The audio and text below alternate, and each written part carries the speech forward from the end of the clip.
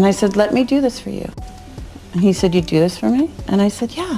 When Michael Jackson and Debbie Rowe's bizarre relationship first went public, her name made headlines all over the world. People quickly began questioning the real reason why they got together and if there was actually anything romantic between them. After they got divorced, Michael got full custody of their 2 children, and Debbie sort of just faded out of the picture. But she didn't disappear completely, and you're not going to believe some of the jaw-dropping things that have come out about her over the years. When Michael and Debbie first became an item back in the mid-90s, it didn't take long for it to be considered a scandal. She said right from the beginning that she was a private person, so I guess she must have struggled with the intense media attention she got for being with a mega superstar. And most of the press she got was negative. Don't go for the facts. Michael had only just gotten divorced from his ex-wife, Lisa Marie Presley, a few months earlier. A month into his 1996 world tour, the news came out that Debbie was pregnant with their first child.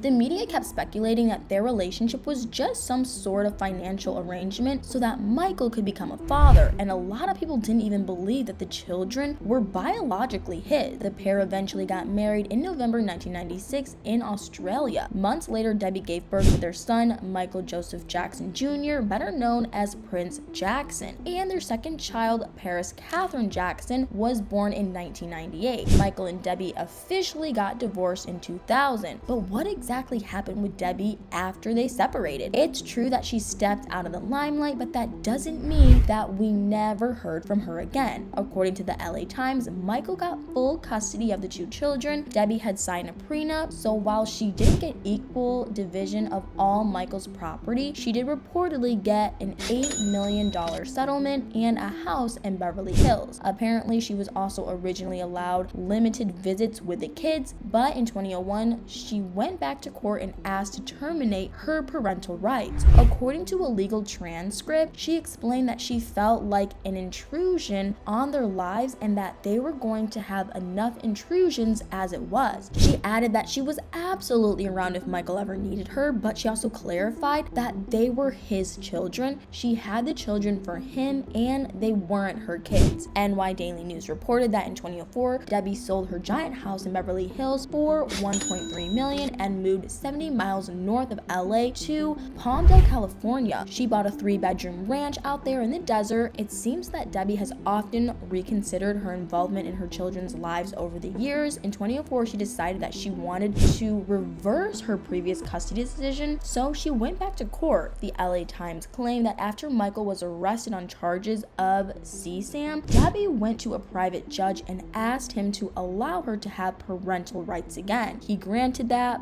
but didn't let her have increased visitation, which resulted in a legal battle between her and Michael's lawyers. The fight lasted for 2 years. BBC News reported that Debbie ended up suing Michael for $195,000 and that he eventually had to pay his ex-wife $60,000 in legal fees. But that wasn't the last time that she tried to get custody of her kids again. After Michael suddenly passed away in 2009, Debbie suggested to the press that she wanted to be the one to take care of her children. She was supposedly willing to get custody of Michael's youngest son, Blanket, too, so that the 3 siblings wouldn't need to be separated. NBC Los Angeles reported that Debbie told one of the news outlet journalists that she wanted her children. She claimed that she was stepping up, she had to. And when talking about Michael, she said that they had an agreement and he didn't keep his end. It almost sounded like she was saying that Michael wasn't able to keep his promise to always look after the children because he passed away. According to The Independent, Michael left his kids under his mother's care in a will that he made in 2002. In the end, Debbie never actually petitioned for custody of the children. She and Catherine Jackson reached an agreement that the Jackson matriarch would have sole custody of the children and that Debbie could have supervised visitation rights. In 2014, TMZ came out with a report that claimed that Paris and Prince Jackson's biological mom was once again interested in fighting for custody over them, and you'll never believe the shocking reasons why. TMZ sources made some seriously bold claims about Debbie's opinions on some of the Jackson family members. According to one insider, Debbie liked Catherine but believed that she'd gotten too old to properly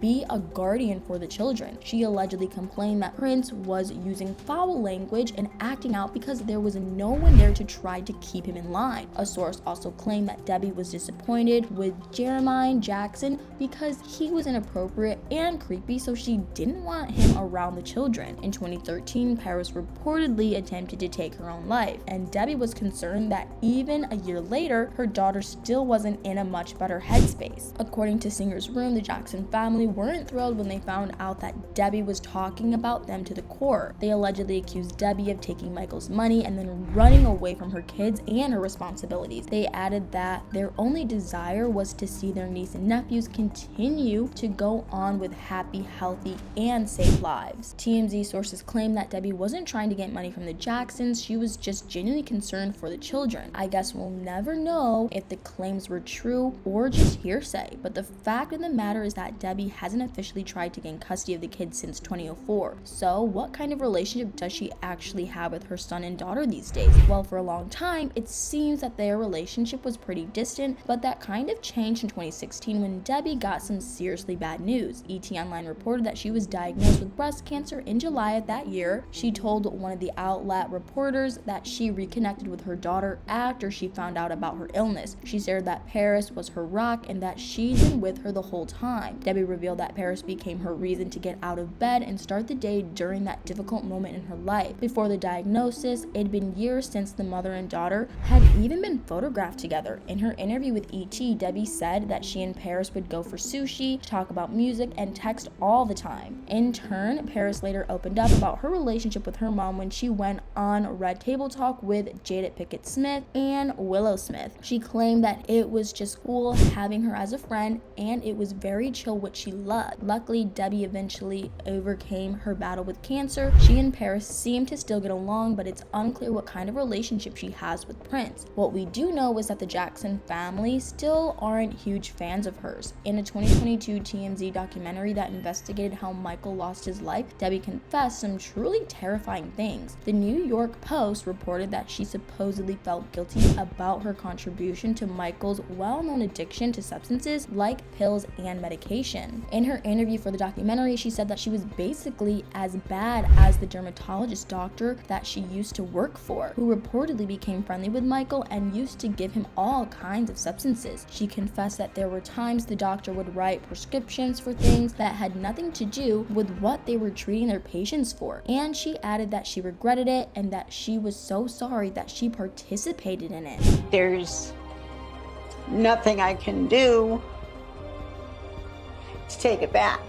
According to one of the Sun's sources, Debbie's involvement in the documentary and the alarming things she revealed really took the Jackson family by surprise. The insider shared that Debbie had not been that open with some of the family members, so for her to speak on a TV show was bewildering. Everyone was talking about the trailers and media coverage, baffled at why she would speak on those subjects, especially given how sensitive it was in family circles. Apparently, Catherine was especially upset. She couldn't understand why Debbie had decided to break her silence on that part of her life so many years later. So even though it seems that Debbie has a relationship with her daughter, it doesn't look like she'll be getting close with any other Jackson family members anytime soon. But anyway, what do you guys think? Do you think Debbie had Michael's kids purely for financial gain, or did she really want to help him become a dad because he was her friend? Why do you think that Debbie finally confessed to her involvement in Michael's substance use in the TMZ documentary?